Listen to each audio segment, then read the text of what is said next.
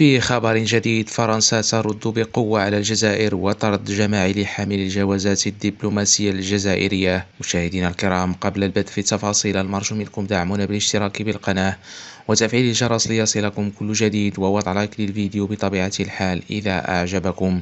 في رد صادم ومدروس على قرار الجزائر بطرد 15 موظفا دبلوماسيا فرنسيا من أراضيها، أعلنت فرنسا اليوم الأربعاء 14 من ماي 2025 عن طرد جميع حاملي الجوازات الدبلوماسية الجزائرية الذين لا يتوفرون على تأشيرة دخول، معتبرة ذلك تطبيقا لمبدأ المعاملة بالمثل، بعدما وصفته بخرق الجزائر لاتفاق 2013 المتعلق بالإعفاء من التأشيرة. القرار الذي أعلنت عنه وزارة الخارجية الفرنسي اعتبر تحويلا كبيرا في التعامل مع النخبة الجزائرية، خاصة وأن معظم المستفيدين من الإعفاء هم من أبناء الطبقة الحاكمة والمقربين من النظام. الرد الفرنسي لم يتأخر. وزير الخارجية الفرنسي جون ويلو صرح اليوم: ردنا قوي وصارم وفوري ومتناسب تماما مع القرار الجزائري غير المبرر.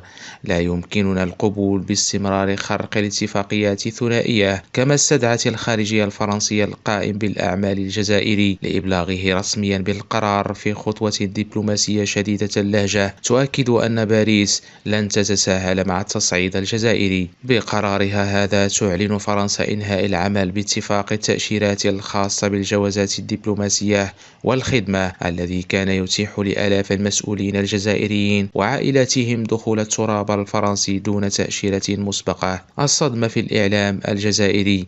وسائل الإعلام الجزائرية الموالية للنظام التي ركزت في البداية على الإنجاز بطرد الفرنسيين وجدت نفسها أمام رد صاعق من باريس، ما أثار موجة من الجدل الداخلي حول جدوى التصعيد مع فرنسا في هذا التوقيت. متابعينا الكرام، شكرا على حسن المتابعة وإلى اللقاء.